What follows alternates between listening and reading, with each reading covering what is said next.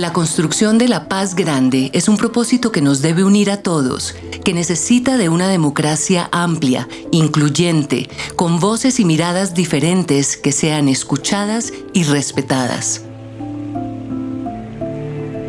La transformación cultural debe ser un compromiso de toda la sociedad en su diversidad y multiculturalidad, de manera que contribuyan al fin último de vivir en paz y no repetir las violaciones a los derechos humanos. Ese es el legado que la Comisión de la Verdad quiere dejar al país y por el cual ha trabajado incansablemente. Uno aspira a que, como lo han dicho muchas de las víctimas y muchos responsables, el informe de la Comisión y el legado de la Comisión sea una ocasión para liberarse de cargas enormes de dolor y de vergüenza.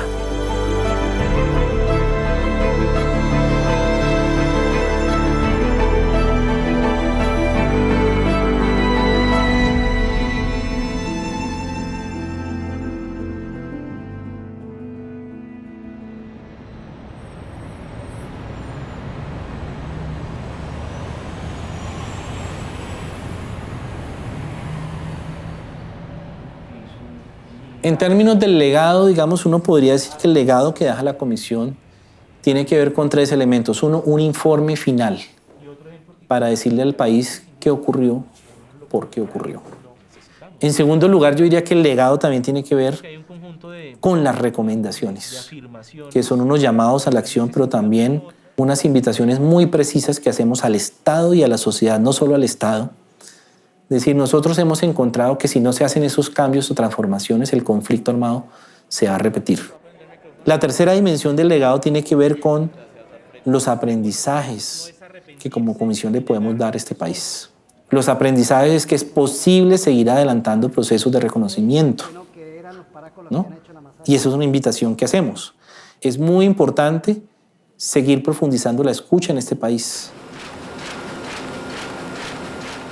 El legado y significa que vamos a entregar las metodologías, que vamos a entregar todo lo que sembramos para que la gente en los territorios, las organizaciones, la academia, los empresarios, el Estado mismo, en diferentes instituciones, la misma JEP, la misma unidad, pues obviamente continúen con esos procesos de convivencia, de no repetición, de reconocimiento. Yo he podido asistir en estos 4 años a que haya personas que hace 3 más o menos nos decían: nosotros estábamos en lo correcto, estábamos del lado correcto de la historia, de la sociedad, de todo. Ese mismo sujeto yo lo he visto evolucionar en estos 3 años. Lo he visto volver parte de lo que era su orgullo, que sea ahora parte de su vergüenza. Y también he escuchado víctimas que llegaron aquí con el dolor y la rabia reconcentradas. Construir durante todo este proceso una mirada que apunta a que sin renunciar a su dolor, sin renunciar a sus derechos, enfocan sus energías a la construcción de esa paz grande que necesitamos. Todo esto para decir que la Comisión es una institución, claro, una institución de Estado, pero también ha sido un proceso de reconocimiento, de transformaciones profundas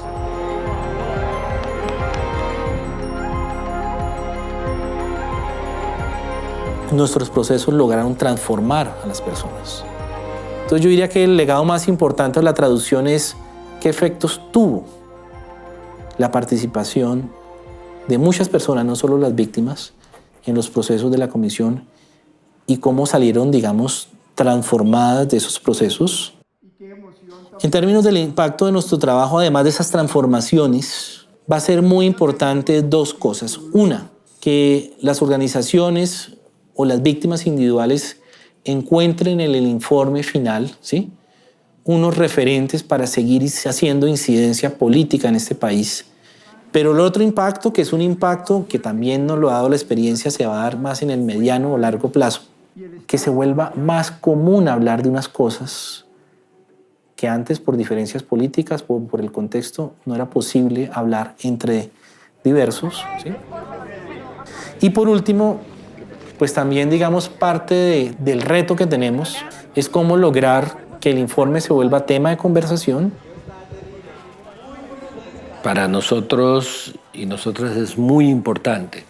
Trabajo en red de aliados. Esa masa crítica ciudadana que se asume en esa construcción de paz, de reflexión y de apropiación del legado de la comisión. Esa masa crítica ciudadana necesita apoyo de la comunidad internacional.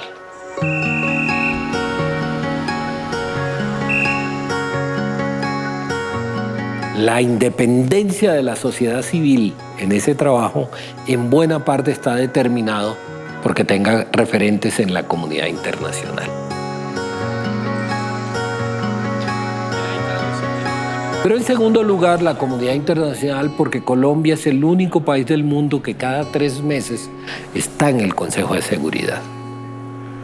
Y eso es clave, desde la perspectiva política, desde la perspectiva logística y desde la perspectiva financiera. La paz es responsabilidad de los ciudadanos de una nación, pero los casos que reclaman justicia transicional corresponden a casos de rupturas extraordinarias del ser humano. Por eso son también un compromiso de la comunidad mundial. La comunidad internacional tiene los ojos puestos en Colombia, no solamente por lo que significa esto para los colombianos y las colombianas, sino por lo que significa poder terminar un conflicto armado de 60 años y poder entrar en una fase de transición para el mundo. Por un lado, estuvimos en permanente intercambio con otros países que ya han pasado por procesos de justicia transicional. Eso fue muy valioso. Y poder contar con la comunidad internacional como socio y como aliado para tender puentes con otros actores, para abrir diálogos con algunos con los que no podíamos hablar tan fácilmente, fue muy importante. Y lo último, digamos, un apoyo político permanente. Y bueno, pues estuvieron permanentemente apoyándonos también en términos financieros. La comunidad internacional entonces ha sido fundamental y bueno, las universidades han sido unos aliados fantásticos. No, yo creo que en el país hay una movilización muy interesante apoyándonos. Los aliados están jugados por el informe final y cuando hablamos con ellos nos la dicen, aquí estamos, que hay que recoger, dónde están las posibilidades de trabajo. Y yo creo que también están jugados con las recomendaciones para la no repetición. Para ellos, así no lo han dicho, es la hoja de ruta de lo que viene. Los aliados fueron fundamentales en la construcción del informe, primero porque siempre tuvieron esa disposición de acompañar los procesos. En segundo lugar, siempre tuvieron una mirada crítica, independiente. En cada paso que hicimos, los aliados fueron fundamentales para tener retroalimentación. En última, son como un gran testigo de lo que fue nuestro trabajo, que en lo que tenemos hacia adelante es muy importante. Porque aún finalizando, entregando este informe y presentándolo al país, pues tenemos el enorme reto, insisto, de seguir reduciendo el negacionismo. El Pleno de Comisionados y Comisionadas decidieron dejar el informe en una plataforma digital. No solo porque consideramos que es la forma más democrática de entregarle al país el resultado de estos años de trabajo, sino porque es la manera también de llegar a las regiones. Allí están los documentos escritos de cada capítulo, pero hay muchísimo más. Por ejemplo, de cada capítulo estamos dejando el documento escrito, pero además material de apoyo que puede ser replicado, que puede ser usado en aulas de clase. Entonces, es la manera más rápida y democrática de entregar el informe, pero también es un lenguaje en el que creo que le estamos hablando sobre todo a la gente joven del país. Primero, no queríamos quedarnos exclusivamente con los libros, que es una cosa que a mí me parece fundamentalmente valiosa. A mí, desde mi punto de vista, es que la transmedia, sobre todo, es un género donde lo que es clave para mí en el relato es la inclusión de muchas voces. Eso permitía tener ese balance entre las voces y las interpretaciones de los analistas, de los comisionados, de los investigadores, pero si tú vas a la plataforma digital, lo que te vas a encontrar es la voz de la gente, las historias de la gente. Esa es la parte más interesante, que es poder escuchar a los colombianos y pues abrir el corazón sin prejuicio a escuchar lo que tengamos que oír. Los cuerpos de seguridad van a esta dirección. Pero además de eso, pues la idea, como ustedes ven en la plataforma, es que muchos contenidos son descargables y eso tiene la idea de que la gente lo pueda descargar y circularlos en zonas donde no hay conectividad a internet. No hay ninguna restricción. Todo es de uso libre porque lo que nos interesa es que justamente todo se pudiera circular en todos los lugares. Yo creo que el primer reto era cómo articulamos esto como una única narrativa para que no parezcan pedazos, ¿no? de una misma historia. Pero también un reto grande que teníamos es que este informe final, pues yo lo considero y toda la comisión como el motor fundamental para la no repetición. Y en ese sentido teníamos que seducir a generaciones jóvenes, que van a ser las generaciones de la no repetición. Y eso un poco explica la estética, el tipo de estética, el tipo de experiencias que planteamos en los contenidos de la plataforma. Por eso fue que le apostamos a hacer una narrativa transmedia, pensando que precisamente uno de los públicos objetivos a los que queríamos llegarle era a los jóvenes, y los jóvenes están acostumbrados a otro tipo de formatos. Pues hasta ahorita estaba aprendiendo. Tenemos documentales, tenemos podcasts, tenemos instalaciones sonoras, tenemos galerías fotográficas, ilustraciones, animaciones. Y pues el interés de hacerlo en esta narrativa es precisamente para que los jóvenes también se apropien de este contenido. Entonces pues esperamos que durante mucho tiempo sea una fuente de consulta. Y una cosa que tiene, lo que es interesante de trabajar en este formato, digamos, en un país como Colombia, es eso de poder tener un relato en el que tú puedes juntar muchas voces, tener millones de fuentes, ¿no? Tener hasta 700 fuentes para una historia. Yo creo que si usted quiere en realidad quitarse cualquier prejuicio que tenga sobre el relato de este país, oiga este informe y entienda por qué cada uno en sus propios zapatos y en su propia condición tuvo que hacer lo que hizo. El informe realmente es muy conmovedor. Lo que uno lee allí de verdad que es desgarrador. Pero queremos también sembrar alegría y por eso lo llamamos como lo llamamos. El Pleno de Comisionado eligió un nombre que a mí me parece muy acertado y es que hay futuro, si hay verdad. Es un título que ellos piensan que refleja mejor para qué, la verdad, que es para el futuro, para la paz, para reconciliarnos, no para señalarnos, no para seguir estigmatizándonos. Bienvenida a la discusión, bienvenida a las contradicciones, bienvenida a las críticas, bienvenidas todo lo que no podamos estar de acuerdo que la comisión pueda decir, pero podemos discutirlo todo menos el dolor de las víctimas. Ese tiene que ser un consenso nacional que posibilite que el informe pueda ser recibido de otra manera y que no sea solamente recibido con las ideas, con la cabeza, sino que sea recibido también con el corazón. Nosotros queremos poner al país en modo informe final.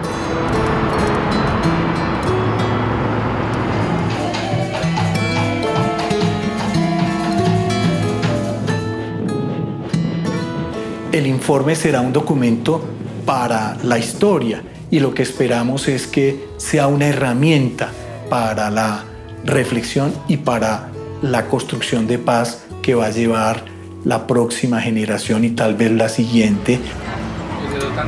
Este informe puede ayudar a que los jóvenes empiecen a tener un papel distinto en esta sociedad o refuerce sus valores y su necesidad de cambiar este país, de empezar a vivir en un país diferente.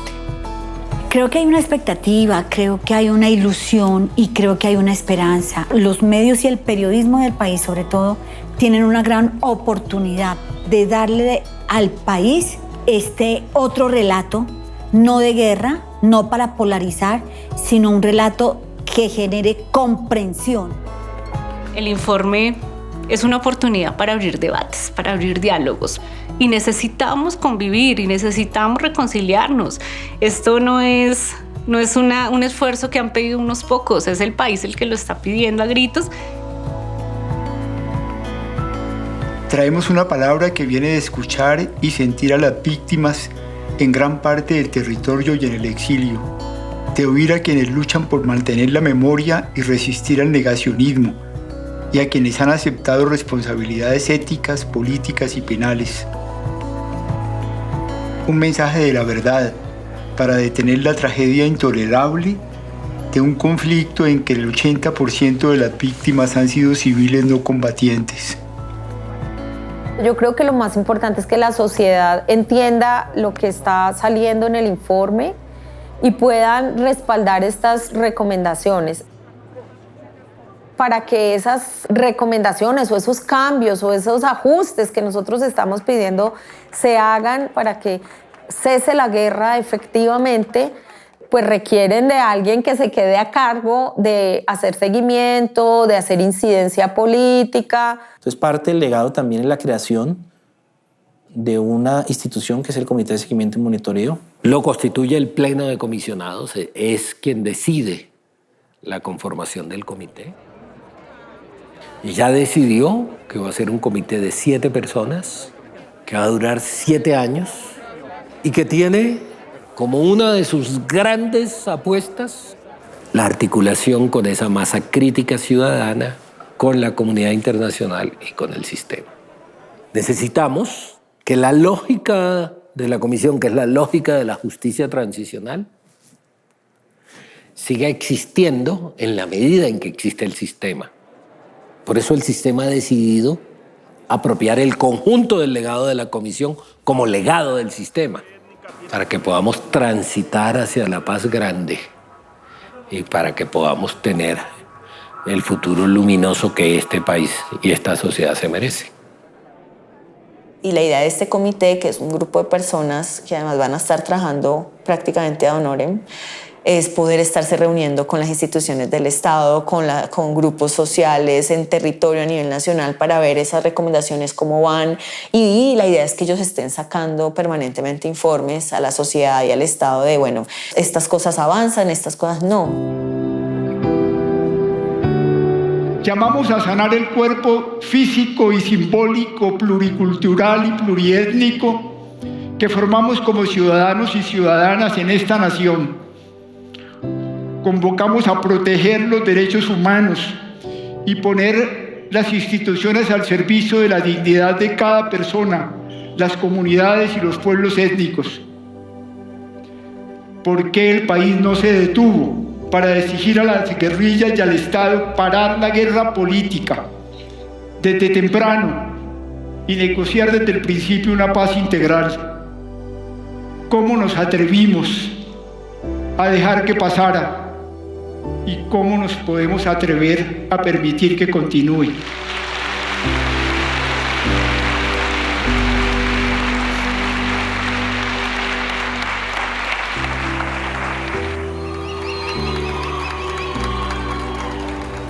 Después de la entrega del informe, digamos, tenemos el enorme reto 1 de garantizar que el Comité de Seguimiento y Monitoreo se establezca y haga seguimiento a estas recomendaciones.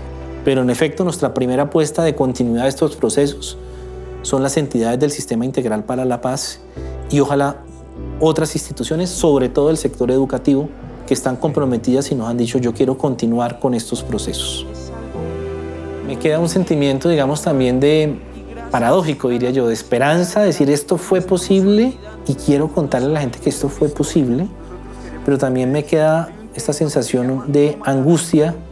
Hay dolores todavía que siguen muy guardados, en silencio, y muchos hechos que hoy en día no tienen justicia, ¿no? Y que no tienen esas dosis de verdad.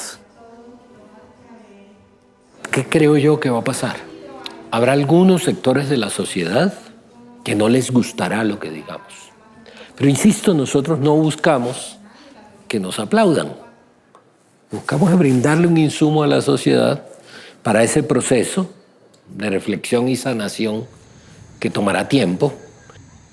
La posibilidad de sanar existe, la resistencia y los afrontamientos de esta sociedad existen, pero se necesita la voluntad de la sociedad para hacer ese tránsito, para hacer esa tarea. La construcción de la verdad, yo creo que nos va a tomar por lo menos otros 50 años realmente de sanar y de reconstruir, de reconciliarnos. Me llevo con mucho amor haber sentido el país como lo sentí, la confianza de las víctimas y de la gente en general que confió en la comisión, que le contó su historia, que estuvo dispuesto a revivir el dolor para construir esta posibilidad de paz, de verdad, etc. Yo creo que fue un trabajo tremendamente bonito, pero creo que también nos vamos muy impactados positivamente con nuestro trabajo con los responsables. Creo que allí hay un potencial impresionante para transformar al país. Creo que nos vamos transformados, esa es la palabra. Haber sacado una tarea en medio de 2 años de pandemia tampoco fue fácil, pero lo logramos. Y lo logramos de verdad haciendo un ejercicio transparente, horizontal, de participación y construido también con la sociedad civil. El nivel de procesamiento que alcanzó la Comisión de la Verdad de sus testimonios y el uso en el informe final es algo sin precedentes. Creo que esto da respuesta a ese mandato que tenía la Comisión y a esa apuesta por la escucha de las víctimas principalmente, pero también de aquellos otros actores responsables, expertos, testigos, entre otros. El principal legado que dejamos desde el equipo de comunicaciones es una gran cantidad de productos, teniendo en mente siempre la dignidad de las víctimas en la cabeza y que buscaron propiciar que ese acontecimiento de la verdad de verdad floreciera. Le dejamos al país también un modelo de comunicación, un modelo de cómo informar sobre un tema que más allá de lo mediático es un tema que le tiene que resonar al corazón de todos los colombianos y sobre todo un tema de información que busca romper esa indiferencia. Nosotros esperamos como contribución al futuro de Colombia justamente que el informe mirando hacia atrás pueda tener una perspectiva hacia adelante optimista, de señalar caminos, de no generar un ánimo vindicativo, sino sobre todo una reflexión de futuro.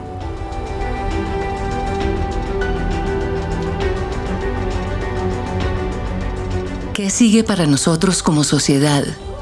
Lo primero es conocer el informe y las recomendaciones, conectar con estos relatos de vida, darnos cuenta de todo lo que hicimos y dejamos de hacer, y aportar desde cada uno de nosotros para seguir construyendo el camino de la paz. La decisión del futuro del país está en nuestras manos. Es el momento de actuar.